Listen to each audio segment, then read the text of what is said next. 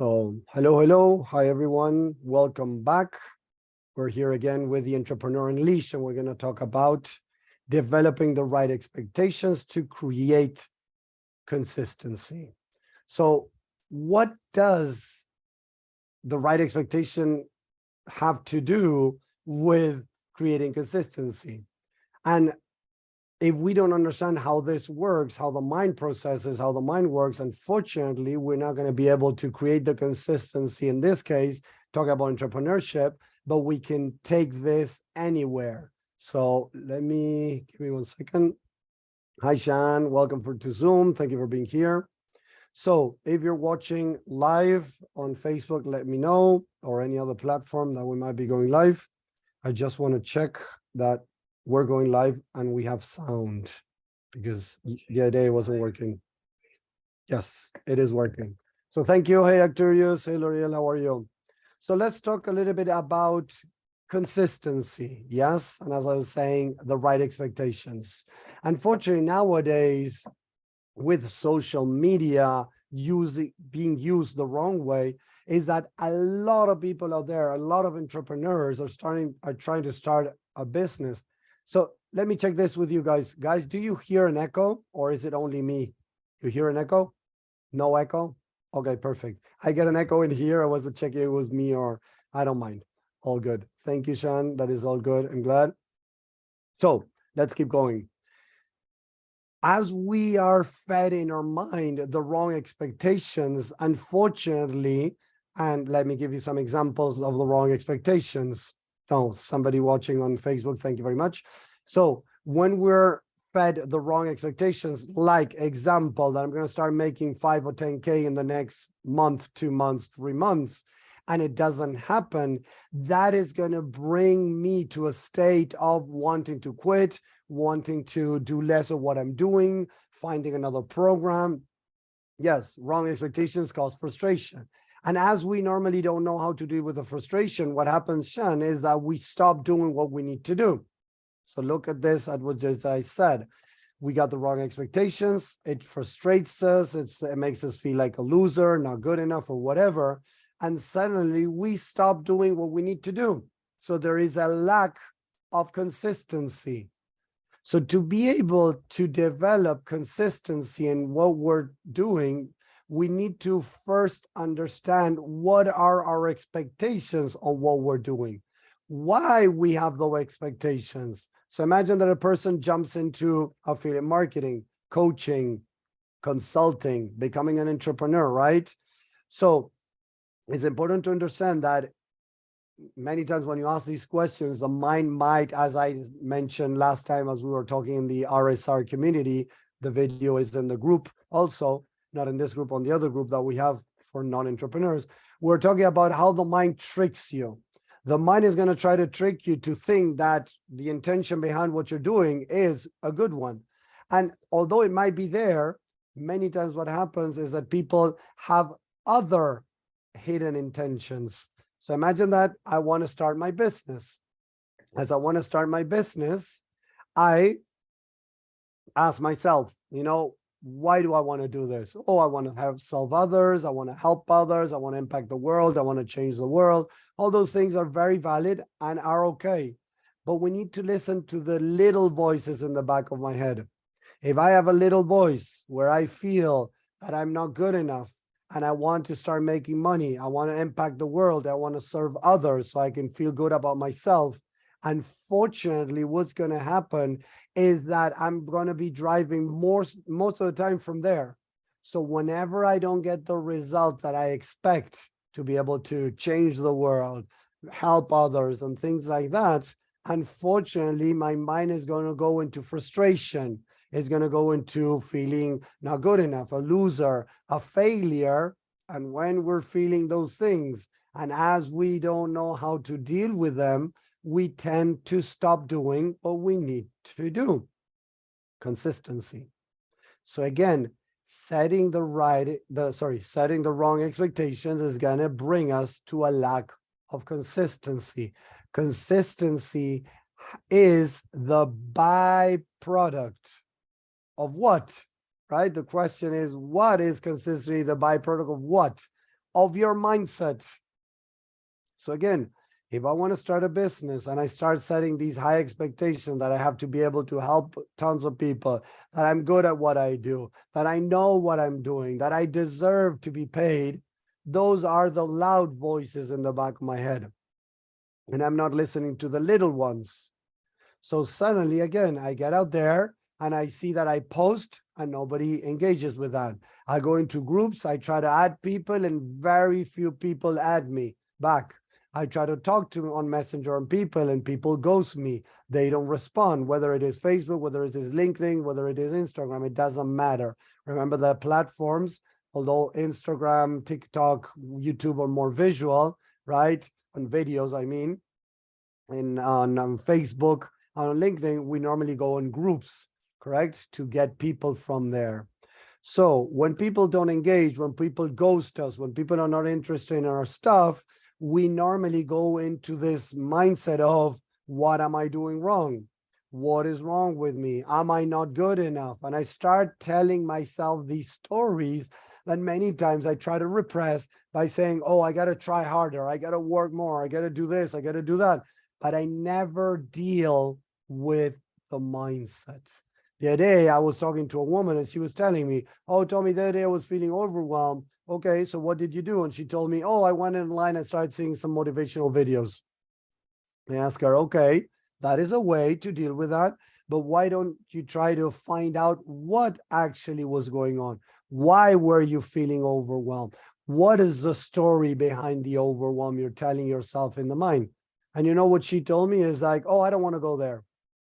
That's valid, guys. If you don't want to go there, that's fine. But unfortunately, if I have an infection and I keep putting Band-Aids on top of it and I don't treat it as I need to, that infection is going to start growing and spreading. And unfortunately, that's when we see people falling into burnout and they stop doing anything at all. So their business just stops. And I've seen this many times in the entrepreneur world, where a lot of people are out there, they're making money and suddenly they disappear for a month, 2 months, 3 months, or they disappear forever. Like, I used to follow a mindset coach. I was in a program. He was a mindset coach in that program. And I started following him. Suddenly, a year ago, I think it was, he put out there a sign that says, there's no way that with mindset coaching, you can make more than, I don't know what, or make 6 figures or more. That's why I'm moving into NFTs or whatever. And he stopped doing what he was doing because he wasn't able to grow his business. Was it because mindset cannot grow your business past 6 figures or 2 6 figures or healing or those type of things? Of course not. It was his mindset that took him into a lack of consistency, and then he was quitting his business. And this is what I see over and over again. As I mentioned before, guys, I have made $198,000 and growing as I get more clients in with my business. Okay, I have done in a year 6 figures, but I have totally collected $198,000. So is it possible to make money with healing, mindset, and those type of things that are non-related directly with making money? It is connected, but not directly like saying, hey, I'm going to teach you how to make a business, how to make money. That's where I tell. That would be directly. The other one, everything else is kind of indirectly. Okay. But yes, you can make money. But most people are thinking like, oh, I got to move into coaching and, marketing coaching because that makes you a lot of money. You know how many marketer coaches are struggling out there? Most. There's a very few percentage of people that are making it. But then again, I set the wrong expectations. I want to make money right away, and it doesn't happen. So my consistency starts shaking. I stop doing what I need to do till the point that I end up quitting and moving to something else. And who hasn't been there? When I started one of my first business that really started growing, I wanted to quit many, many times. I didn't feel I was getting the results that I expected. But who said I was meant to get those results? Me, my false beliefs, my negative view of something, my false expectations. Did it work like that? No.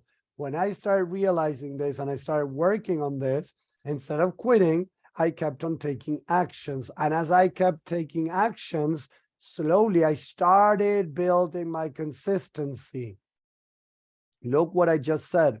I slowly started building my consistency. Consistency normally doesn't happen overnight. That I tell myself, I'm going to go to the gym from now on every day. That is authoritarianism. It might bring consistency, but at the end, it's going to bring more pain. And I'm going to many times end up quitting. Okay, so I know my expectations are too high, but I find it is hard to accept to lower the expectations. So I'm not going to say your name, for at least for the people that are out of Zoom. Thank you for sharing that. This person on Zoom, the people on Zoom know who it is, but for the rest of the people that are watching this in the group, there's a person saying here, I know my expectations are too high, but I find it hard to lower them. Why? Because I know you and we've been working together one-on-one, is because you have attached to the results that you get, in a way, keep you safe. Mom and dad are not going to be hard on you if you keep a high standard, high expectation, and you get those results. Is that right? Yes or no? Write it on the chat, please. Here we go. Thank you for sharing that. So what happens is that I set high expectations, and if I cannot bring them down, and this is a specific person that is sharing this, it doesn't mean that it works for everyone. For this person, the attachment that this person has made is that I have to become a high performance, get, these high expectations, because that's what is expected to me. Hey, Peter, how are you? So that was expected to me. Now, unfortunately, I cannot lower that expectations, because lowering the expectations means that people are going to get mad at me, that I might not receive love, or I might receive judgment, criticism, or rejection. Does that make sense, guys? Type of 1, if this mental construct that I just shared is making sense. I'm getting those ones in. Thank you very much. So again, if I have troubles with anything, guys, and let's talk about a general thing, not just consistency, but if I'm struggling, it has to do with mindset. There's no other marketing strategy, program, whatever, that is going to solve my mindset problem if it doesn't address my mindset. And this is what I see over and over again. Type a 2 in the chat if you have spent in several marketing programs and found little results from them.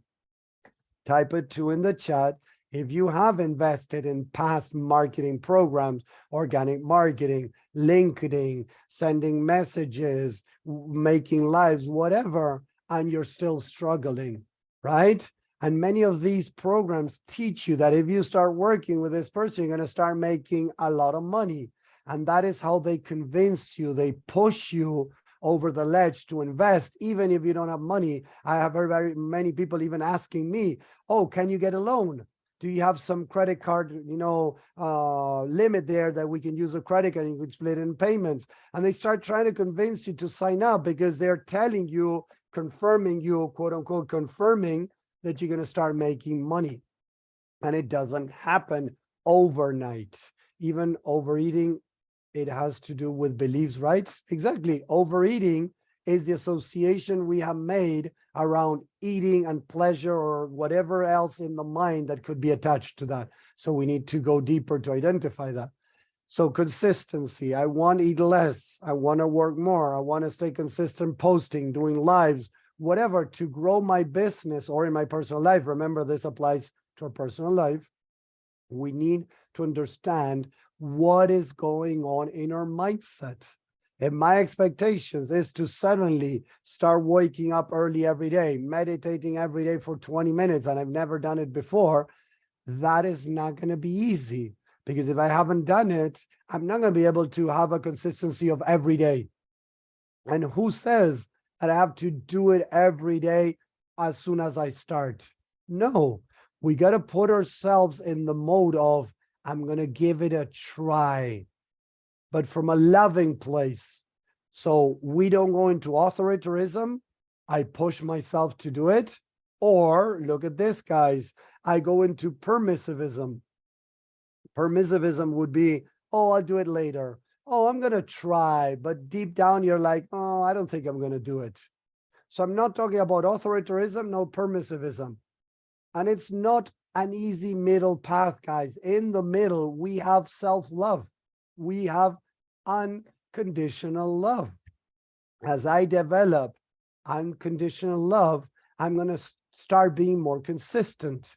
As I start being more consistent, but maybe once a week, I do what I need to do, twice a week, 3 times a week, and then I keep adding as I go, that is much more loving. And at the end of the day, I'm going to be much more consistent. The problem is that most of us, we fall into authoritarianism. I need to do it. I have to do it. When I do it from that place, guys, unfortunately, I'm forcing myself. When I force myself, eventually the mind is going to go into shutdown mode, is going to rebel as kids. Look at kids. If we keep kids behaving, doing exactly what we want, suddenly we have seen along history how kids derail when they become teenagers or when they're 18, when they go away from their house, they derail. Why do they derail? Because there's a lack of self-love. As there's a lack of self-love, they're going to derail because they don't know the middle way. So suddenly they start drinking and they get drunk every night, or they start eating garbage every day. So they go into one of the opposites, authoritarianism or permissivism. They fall into destructive behaviors. And why do they fall into destructive behaviors? Because they didn't learn how to love themselves. They were put in a cage during childhood, and now suddenly, as they get out of the cage, they leave their parents' house, they derail. They get into drugs, they get into alcohol. In my case, my parents didn't want me to go out dancing. They didn't want me to go to see soccer matches and to these, in Argentina, soccer is pretty big, and going to see a soccer match is pretty dangerous in some, matches, because if the locals that are very, violent among themselves, River Boca, that we call the teams here, I have seen, police beating up a bunch of people, shots thrown into the air. Why? Because it was get very violent. And my parents didn't want me to go there. And you know what I did, guys? I ended up going out every weekend out dancing. And I would go every week to a soccer match. Why? Because I was rebelling against my parents. And even if it was dangerous, I didn't care. I would still do it against their will and not protecting myself because I didn't care. Because they tried to enforce. Derail is like rebellion. Exactly. Yes, exactly. So what's this synonym of derail? Rebellion. There you go. Thank you for answering that. Perfect, Romana. So my mind is going to rebel, is going to derail, is going to start doing what it doesn't need to do or stop doing what it needs to do, or we might go into self-destructive behaviors as a way of rebellion. So falling into consistency by beating myself up is going to only bring more problems, because eventually I'm going to stop. So that's what I see a lot of people. They throw everything out there into social media. They do lives every day or every other day. They do posts. They do all of this, and suddenly they disappear. That is still not consistency. Having consistency for a month, 2 months, 3 months, and then stopping, that is not consistency. There is a lack of consistency. So maybe I'm looking for consistency from the wrong reasons. So the mind is rebelling, so our subconscious mind rebelling against our conscious mind, correct? Yes, exactly. The conscious mind says, I need to do this, right? And the subconscious is like, no, I'm not going to do it. And there's an inner war. I spoke about inner war some time ago too, and we're going to cover that more as we go. So does that make sense, guys? Send me a 3 in the chat if that makes sense. Then when the people on Zoom, we're going to go deeper with this and we'll do some exercises around this. Okay? For the people that are watching, let me know if this makes sense. A 3 in the chat, that would be great. So if you're on social media, if you're seeing this, send me a hashtag live or hashtag replay if you're watching. That would be great. So we need to learn to be content with small progress using self-love until we become consistent. Thank you. That was amazing. Look at what was written there, guys. We need to learn to be content with small progress using self-love so that we can become consistent. I love that. Thank you very much that you shared that. Beautifully said. Exactly. Thank you, Romana. Beautifully said. If we lack self-love, if we're coming from the wrong reasons, guys, when I don't see the consistency that I think that I should have, I'm going to stop doing it. I'm going to feel sad. I'm going to feel angry. Angry, sad, or negative emotions are not coming from self-love. So that can help you see the lack of self-love. Listen to that again. This is important. How do you know when you come from self-love or not? When you can be okay with no results, when you can be okay with little results. See the difference? When I come from ego, I come with anger, control, protection, whatever, and I'm not going to be okay with the results that I get. If I'm not okay with the results that I'm getting, I'm coming from the wrong reasons. So yes, again, one more time, we are working on learning. Let's change the we need.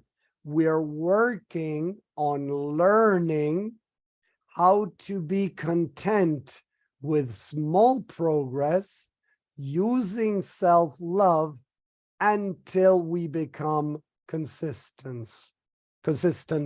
We are learning, we'll write it down. We're learning, no, sorry, we are, because it's learning and learn.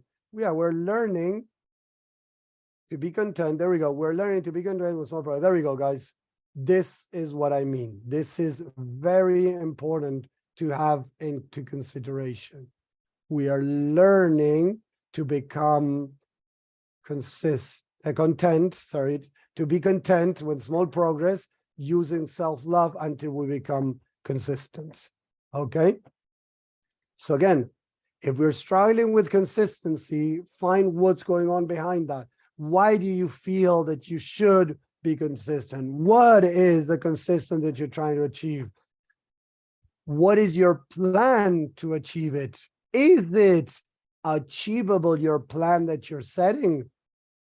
Because maybe you're setting too high of expectations. So again, how do I realize if I'm setting too high expectations? How would I feel if I don't meet the plan that I just developed? Listen to that again. How would I feel, feelings, emotions, and about myself if I don't hit the plan that I have developed? If I am going to get angry, if I'm going to get sad, if I'm going to feel something bad about that, it means that I'm doing it from the wrong reasons. Guilt, thank you. Exactly. Whatever negative emotion comes up, it's because I'm doing it from the wrong reasons. Because unconditional love would be that I love myself even if I'm not doing anything. And guys, I'm not saying it's easy, but this is where we need to go towards loving ourselves no matter what. If I'm making money or I'm not making money, if I'm closing clients or if I'm not closing clients, if I'm posting every day or not, or whatever it is, if I'm not doing it, can I still love myself? If I can love myself, that is going to open up and set me up to be able to become more consistent from that place. Again, type of 4 if it makes sense. Sorry, my voice is different today, guys. I have a sore throat. I also have some stuffing nose, so I'm not talking as I normally do. I'm doing the best I can, guys. And I'm okay with that. And I'm okay with that. I'm doing the best I can. 4 times 1,000. Thank you. There you go. So to be able to develop that consistency, I got to listen to those little voices in the back of my head that are telling me different things. Like, I should do this. I need to do this. I need to make money. I need to get clients. I need to get more engagement. Where am I coming from? Why do I need?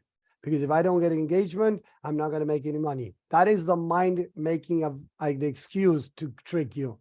It has nothing to do with making money, guys. What it is, sorry, one second. What it actually is the self-worth, the self-value. So you feel more valuable if you make more money. So you tell yourself that you have to make money as an excuse, but actually it's what is that going to bring to you? We need to go there, guys. That is going to allow you to develop more consistency from a more loving place, setting the right expectations to be able to meet them. So again, if you're on Zoom, wait there, guys. We're going to end up the call on Facebook and social media. Thank you very much if you're on social media. If you like this, type a capital yes on social media. If you like this, if you have any questions, and we'll get back to you. I'm going to stay here on Zoom with the rest of the people here for some questions and some other stuff. So thank you very much, and I'll see you on the next call. Thank you, everybody. Bye.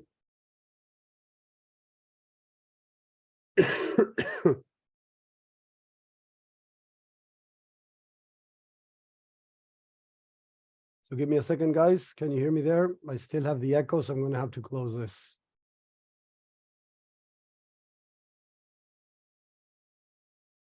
I'm here. No worries. No, it had nothing to do with that. Let's see if it's this. Yes. Hello. Yes, here we go. Give me 1 second. I'm going to get the camera back on. Sorry. 1 second. So Peter, I saw your question there. Give me 1 second. So virtual camera, here we go. Okay. So I'm curious to know how we can feel love for ourselves if we literally do nothing in our lives. I think we are designed to move, to act, to serve, to connect. Okay. I love your question. Okay. I love it. I love it. So Peter, let me unmute you. Let me allow you to unmute if you need to. Unmute yourself, guys. I just accepted that. So Peter, I'm curious, how can we feel love for ourselves if we literally do nothing in our lives?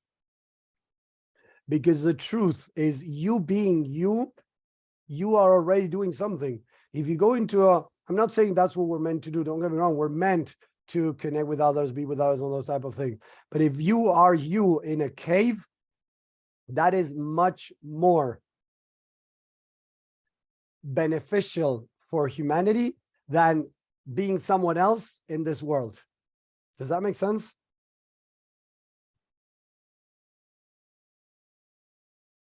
Why? Because you being you, you are allowing in humanity for others to be them too, because of the collective consciousness. There is a collective consciousness. So when you're able to tap into that collective consciousness and bring this of you being you, you are already serving the rest of humanity just by being you, because you are bringing that information down from the collective consciousness to become you. So when you are you, you are already making a difference on earth. Don't get me wrong. The idea, of course, is then to interact and to be with others. Yes. But if you're you, loving yourself and just being you, you are already doing what is your purpose on earth. And this is one of the biggest lies that I hear, guys. And I've talked about this, and let's talk about this again. Purpose. You know, I got to find my purpose. We had a conversation with a woman that she wanted to talk to me, right? The guidance call. And she said, like, yeah, I want to find my purpose. And I told her, the true purpose is to become who we're meant to be. And from there, whatever we do, we're going to taint it with our purpose, with who we are. That is the purpose, to be you and to share that with others. That is our true purpose, what I believe it to be. Be our true self and share that with others. That is what I believe it to be. Peter, please go ahead. I just saw you that you're mute. Go ahead. Thank you. So I think the where I'm curious to know more and deepen my understanding is, makes sense if we're in a cave and isolated and we're just being ourselves and believing in ourselves and all that, versus not being ourselves in earth with people, which is challenging because that's what is going to happen is we're in that situation, the latter one. Yes. And I understand the collective consciousness argument. But where I am really curious to understand is that if we look at, like, for example, shame is actually not, from the way I understand it, is not that I am bad. Actually, the feelings of shame are the feelings we have when we don't feel loved. Yes. Exactly. And the way to feel loved is, obviously, you can love yourself. And then it doesn't matter, I guess, if you're alone. Because I'm talking out loud, this is what I'm thinking, I guess. There you go. It doesn't matter if you're alone. However, since I'm from a Christian standpoint, obviously my belief system, God designed us to be in relationship with him and with others, and therefore, right, that receiving love from God, yourself, and others. So it's like, how do you know what I mean? Like, and this is where I'm talking about the feeling part. How do you feel loved if it's just you and God? Like, isn't there supposed to be this other connection with another human being? In my experience, I love your question, Peter. In my experience, is that if you connect truly with God, you don't need anything else. You're going to feel the overflowing of love from God, and you're not going to need somebody else. You can share it with somebody else, but you're not going to need it as a need. I've been there. Okay. I can get that. Retreats that I was with my spiritual teacher, I was able to sometimes, every now and then, connect with the cascade of love that comes from God and to us, Peter, and feel so much love that I felt that I didn't need anyone. Okay, that makes sense. That reminds me that makes sense. So the second piece to this, so thank you for clarifying that. The second piece is this, is that there is science that suggests that if this is about the movement piece, like, right, we know, like, exercise is going to help us, right? There's scientific things like dopamine and all these things, right? And they help with the process. And even at the down to, like, I think the mitochondria, could be getting the wrong word, but basically, if we're not exercising and we're not moving, those cells don't think we're alive. Okay. And so just the science of it, like, we need to move. So when you say this thing, like, sitting in a cave doing nothing, I don't know if I'm taking that verbatim, like, right? But, like, I feel like there has to be some sort of movement in our body, because I think that's, again, how we're designed. We're designed to move. We have to move in order to get those feelings, like the actual, the biology of our body.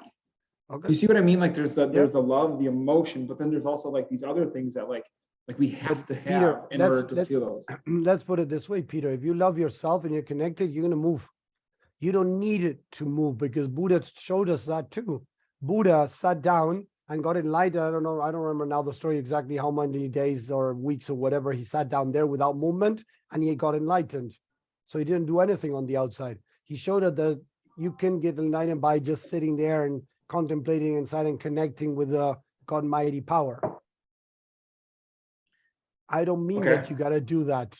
No, you can choose. But again, it's not that you need to move to receive love. This is what I want to kind of break that of. You can receive love just by being you, sitting in a cave, connected to God. I'm not saying it's easy. It happened a couple of times to me. Romana was experiencing the same thing. She said a couple of times it happened.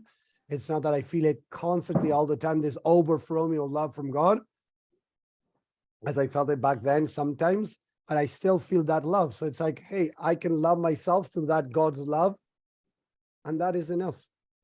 That still, Peter, is going to get me moving forward and doing things. That's why I'm here, serving others, offering this, right? I'm still moving forward. Doesn't mean that I'm just going to go into a cave. But what I want to separate is that we don't need anyone except God, universe, whatever you want to call it, to receive love. Then we can share that with others. We can experience the exchange of love with others as a different way, because you, with your gifts, you grab the love that comes from you. It goes through your chakras, if you want to believe in the chakras, and it gets kind of touched by your hands. Let's put it like that. It's, imagine a vase that is like flexible, and you grab it and you put it into one shape, and then you give it to me and I give it another, like a twist into it, right? That is a unique piece. You touch it, I touch it. It's unique in the world. Imagine that piece as being love. You grab that love and you change it and you add some, consistency, some determination, some courage. So that love now change a little bit as it passes through you. And then when you share with me, it's going to get also changed and adapted with what I bring to the table. And now you have a new type of love. This is what I believe what we're here to grab that love, courage, whatever, and give it a twist and create something new. That is what is expanding the universe. Our interaction, unique interaction. Why do you think there's so many groups trying to make people fit in with fashion, with, food, religion, all these things fitting in? No, we're not supposed to fit in. We're supposed to manifest our uniqueness, because in that uniqueness is that God expands. We expand and God expands. Does that make sense? Yeah, but I mean, that's just Please, it's such a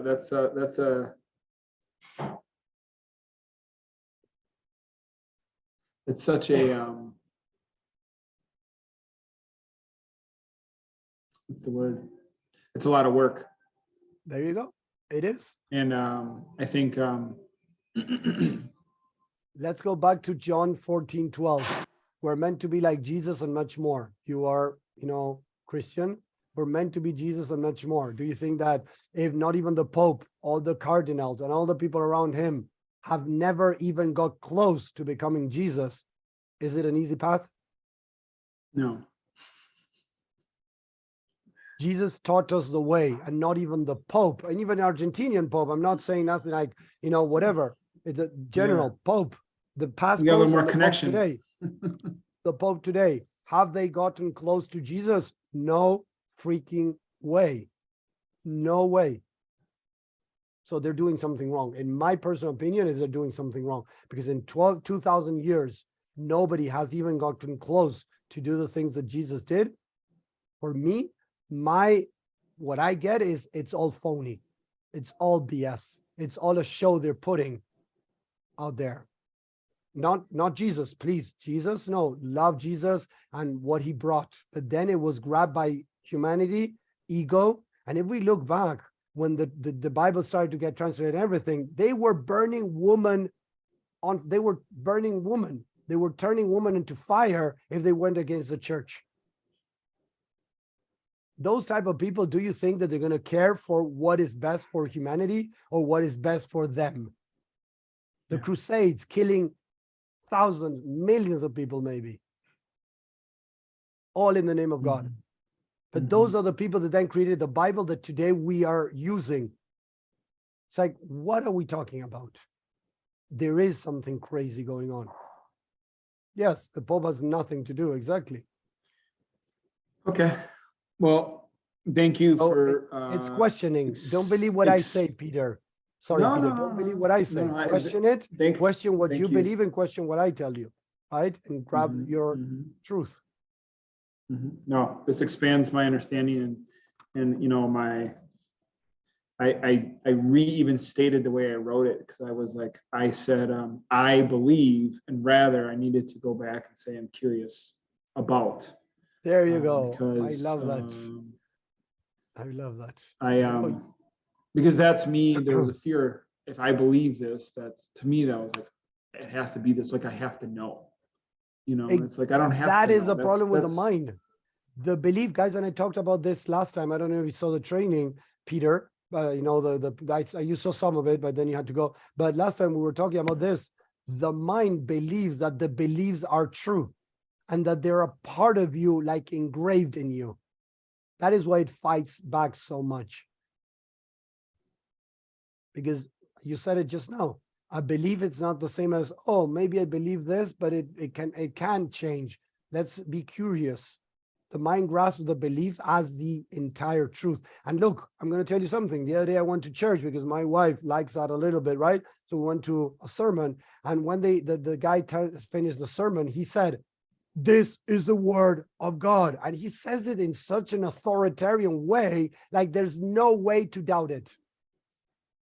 Bullshit. Yeah. Okay. Thank you. Thank you, Peter. Thank you very much.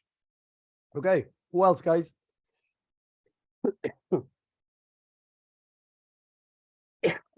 Any questions? Any comments? All good? Tommy, maybe you saw my comment where I asked, whether the subconscious mind is actually in our infant, where our infinite intelligence sits. Like, is it the pathway to God, our subconscious mind, but it's been brainwashed, covered what in a great so much. question.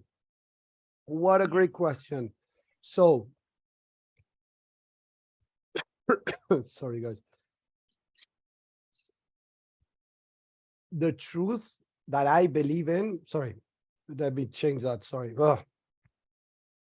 What I believe in is that we don't really know exactly that yet, Romana, because is the subconscious mind part of the human brain? Is it part of, the consciousness, the higher consciousness? So it's like, really, I don't know. My truth is I don't know. I cannot give you an answer to that. What I do understand is that the subconscious mind is stopping us in a way from connecting with a higher self, higher consciousness, or things like that. Why? Because our limiting negative hold beliefs in the subconscious mind are not letting us access our true potential. Isn't that right? Yeah, I understand. That's why, because I'm wondering, because if like the society did so much and church and everyone did so much work to put those limiting beliefs in us, to put it in subconscious mind, I actually believe that it's the breach and they just wanted to block it, like for us not to have an access. Of course. I believe the same thing. I believe that everything is studied and measured meticulously to be where we are. Yes. Exactly. People use what I teach to enslave people's minds. I use this to free people's minds. Yeah. Ego or heart, the same thing we're talking about. Hypnosis. I believe that a lot of hypnosis, if it's done the right way, works. Not putting people to sleep. No, that is losing your free will. But a type of hypnosis where there is love, where there is understanding, that people, get into the mind, and they call it hypnosis. That, it's similar to what I do. Great. The hypnosis is getting in people's mind and putting things in there. That is against free will. That is forcing the mind to change. That is not true love. That is not understanding. So again, things can be used from the ego or from the heart.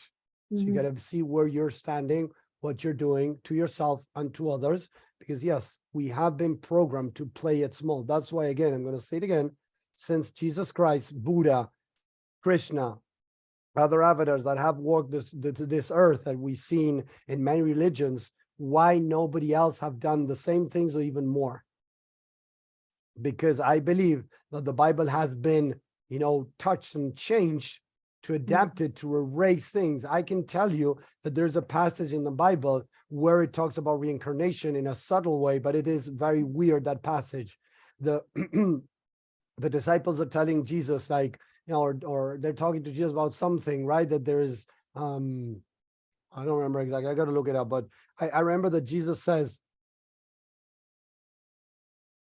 John the Baptist came before and they did with him whatever they wanted. And then he came back and was recognized or something like that. Like, he's talking about John the Baptist. And then in the Bible, it says, as this passage was mentioned by Jesus, it says, and the disciples knew that Jesus was talking about Isaias. Isaias was the guy that came before John the Baptist, and he was kind of, I don't know, repressed or whatever. I don't know what happened. I don't remember the story very much, right? But it says, like, John the Baptist came before and they did with him whatever they wanted to. And then blah, blah, blah, blah, blah. The disciples knew he was talking about Isaias. It's like, what? What are you talking about? You're talking about a guy, John the Baptist, and you're connecting it with like another guy? That doesn't exist according to Christianity. But if you look, Buddhism believes in reincarnation. Judaism believes in the Jews believe in reincarnation. They don't talk it openly, but I have been in the community and talked to some of them, and they told me, we believe that there is something more, that we can come back to earth, and kind of saying about reincarnation. So Hinduism, Buddhism, Jews kind of believe a little bit in that. Why is it that Christians deny it so much? There is something weird there.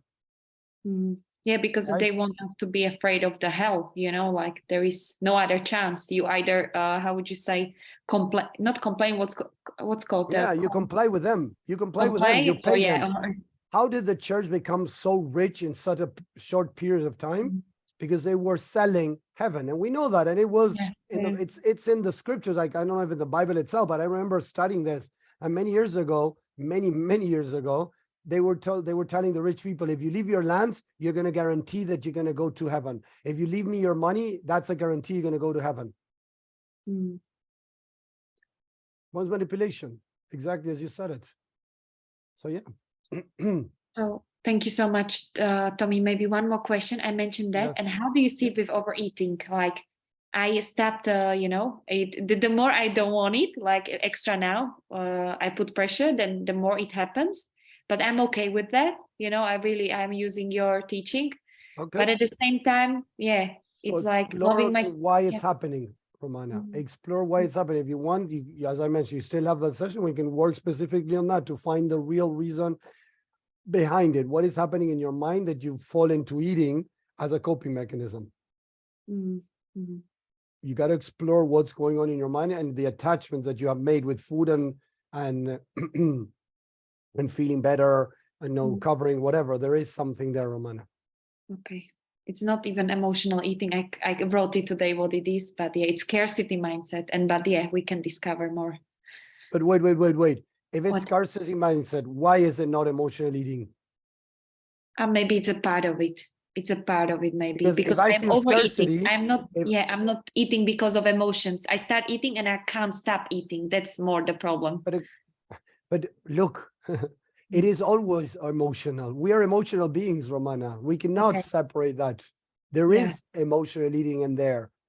Yeah. Watch out with that, because you cannot separate the emotion from the human being. People have tried a lot, and they keep trying today, but it doesn't work. We are emotional beings first, then thinking beings. So if you're eating more, there is some association there, some emotions that you're covering, emotions that you're looking for, emotion, whatever, but there is emotional eating there. Okay. I don't know how this person describes emotional eating. So maybe according to this person, what he describes as emotional eating doesn't fit what you feel. But if there's emotions, I would say not from this book that you're reading, I don't care what others are saying, I would say that it is connected with your emotions.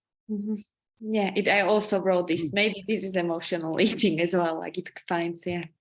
You see how the mind might try to trick you to think in a different way, but it is, we got to go through emotions, Romana. We have to go through emotions. Okay. Remember, emotion, like as I always teach, belief, emotion, behavior. So if you're going through a behavior that you want to change, you first need to go through the emotions. Yeah, of course, logically. Yeah, sure. Yeah, it makes sense you now. See, yeah. You had an aha moment right now, you see? Yeah, there is emotional eating there. You just got to find what's going on. But the mind was trying to protect you to deny that. It was saying like, no, but it's not emotional. You need something else. Yeah. I just said because at home we didn't have much food, or, I felt deprived. So now I compensate. Okay, good. That could be it. How did it make me feel as a little girl that she didn't receive the food that she needed?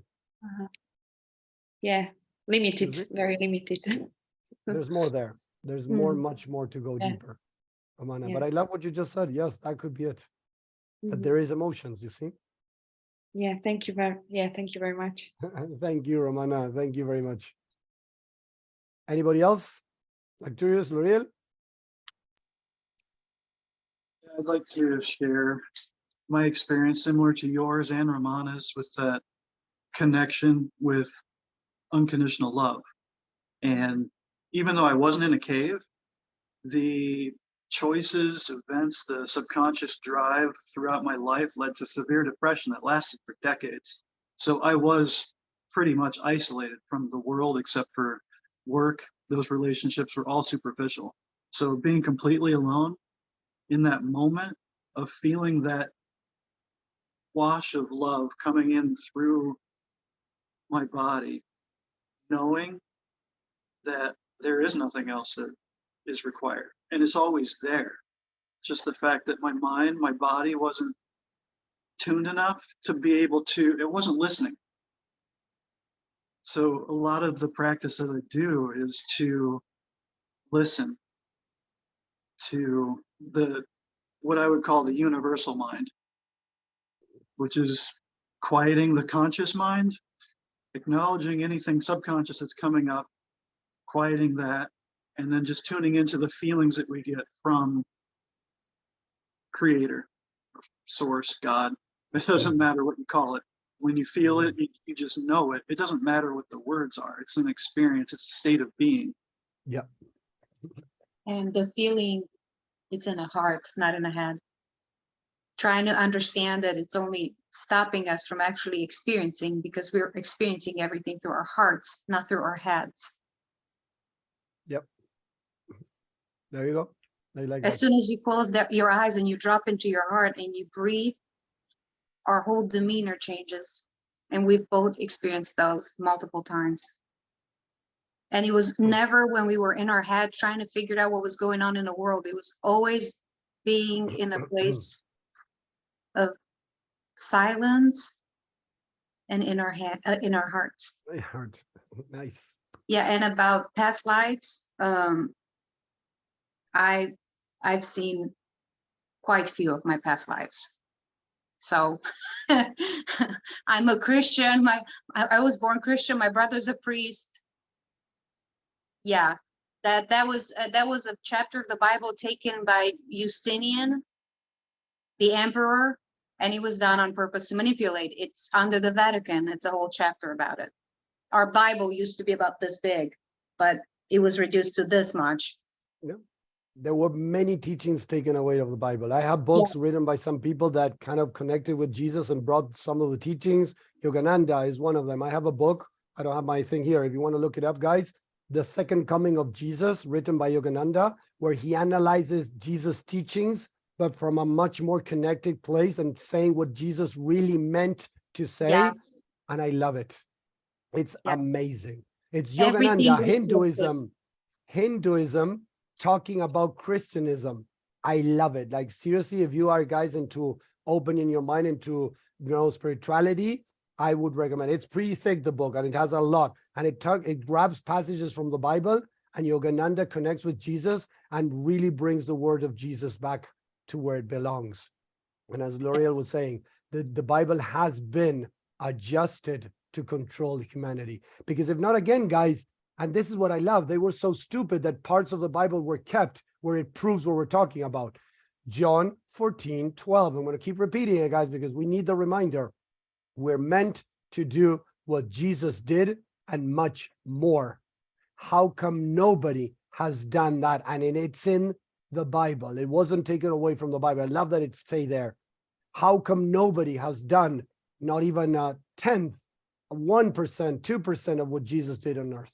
Walk over water, revive, the dead, make somebody, blind go, see again, turn water into, wine. Nobody has been able to. So I also like red source, best combination. Let's see. Yeah. It's calcified. It's classified. There you go. Fluoride in the water, fluoride in the toothpaste. That was the first thing I stopped doing, drinking the water from the tap and changing my using a different toothpaste. Yes. Detoxing heavy metals in our body. Yes. Detoxing heavy metals from the brain, it's a huge life changer. Yes. If you look at some studies that they're doing over fluorine, they said that fluorine is a way to control the mind. Yes. So suddenly the water has fluoride because you need it, and even toothpaste has fluoride that you need it.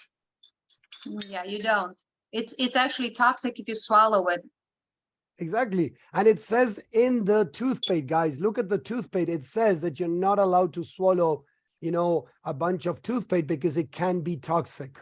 Yes. But we're still brushing our teeth with that toxicity every day. It's like crazy what we're talking about. Yes. Ramona mentioned the bridge that they're trying to block the connection in there. I've heard it described in terms of the power that they have is the conscious mind has a power factor of 1. The subconscious is 500, meaning it pretty much controls your behaviors and actions. We have a direct connection to God, source, to get answers to what we should be doing in any moment when we ask, which is infinite power. It's omnipotent. But we've been given the freedom of choice. So the choice happens at, are we going to listen to our thoughts, go with the subconscious and not do anything about it, or listen to what we're feeling that we're getting coming through? Yes. It's the feeling that it overrides the thought. And if we're choosing against it, then it's the subconscious is controlling our behaviors, which was programmed by, the best guess is it's artificial intelligence. It's hundreds of thousands of years old. Yes. Yeah. There you go. Thank you, guys. Thank you for this adding of information here and knowledge. I love it. That's the idea. We can all get from this and ask and question, guys. I don't mind anybody of you guys questioning me what I'm saying about reincarnation. If you don't want to believe it, I'm fine with it. I believed it, and I have seen past lives. I had a clear vision of a past life that I had. Like I saw a lot in that past life, in several of them. And they exist. They're books around different things that I've seen. People describing similar things. And I never read them before, guys. I'm not telling you that I read it and then I saw it. No. I saw it, and then somebody said, hey, why don't you read this book that it describes exactly what you're mentioning? It's like, what? And I went and looked at several of those books that were talking about these type of things. And we can all access those lifetimes, past lifetimes. I was trained into reading the Akashic records, which is the history of your soul. Exactly. And I was told to not even get attached to that practice because we can all access our lifetime and we don't need any kind of special prayer. You just have to be in a state of ready to receive. Every one of us has that power. So I stopped even reading, following that procedure because we all have a built-in mechanism to access all that information. Neither one of us is better than any other. We can all do the same. We all have the power within. But the problem with that, what my spiritual teacher shared, and I love that you brought this up, is that when we go find somebody else to do it for us, we might not be ready to see what we need to see. They might get into our Akashic records and find information that we're not ready to deal with. Yes. So we got to be very careful. It's going to be revealed to us when we're ready. Sorry, Arturius? Yes. It's disempowering too. It's Exactly. giving away your power that you have Exactly. to someone else that they have to do it for you. Exactly. Thank you. Thank you, guys. This is important to understand because I've seen a lot of people out there selling, the services of reading your Akashic records. If you're not seeing them, because you're not ready, you got to deal with stuff today in this life before you go into past lives. And if you need to see a past life, it's going to be revealed through maybe, sleep. You might see something like a dream, or you might be brought up a memory from a past, and you'll be like, what is this? And this is what most people do. Like, this is bullshit. I've never been here, and try to throw it away. Like, oh, this is bullshit. And maybe it's the mind revealing something. So yes, thank you guys. This is something really important. And my spiritual teacher told me all the time, never go and get somebody to read your Akashic records. If you're not ready, they're not going to be revealed to you. If somebody else does it, they might be revealed to them, but they're forcing it to happen, and you're not ready to listen what's going on. So be careful with that. I feel one of the most important things you bring with your work, and it's what we do too, is to help people recognize that they are not their thoughts. You're not what's stored in your subconscious. And you can choose what stays and what goes. Exactly. Clear the subconscious mind, and that is going to connect you. As the mind doesn't have that, all that garbage is going to start connecting with the higher consciousness. As you clear your subconscious mind, your mind is going to connect with that higher consciousness. The subconscious mind is our cell. It's what keeps us imprisoned. There you go. The only cell, the only prison is in our mind. Exactly.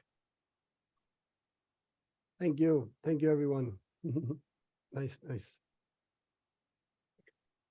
Okay, guys. Any other question? And thank you, Drews and Lore, for bringing all this here. Everybody for sharing, of course. We're here open to debate, guys. Remember, we're not here to impose. I'm not trying to impose what I think, saying like, this is the only truth. That's why when I say truth, I said my truth, but then I still change it, right? This is what I believe, and this is what I have experienced. The more you open up to experiencing, that's when things start opening up. But I don't want you to experience through me. I want to experience through you. That is the getting back your power that we all have. Buddha taught it, Krishna, Ram, El Moria, and so many other avatars that walk through earth to show us the way. We all have that inner potential. We got to believe in ourselves.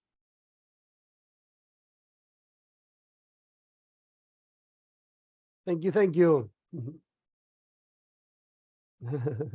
Feeling lifted and powerful, because thank you. Go to Peter. Thank you, Shan. Thank you, everyone. Thank you, Romana. Thank you, Therese and L'Oreal. So guys, I'll see you around. Thank you very much. It was an amazing talk today. Thank you. I loved it. Take care, guys. Bye, everyone. Have a great day. Talk to you.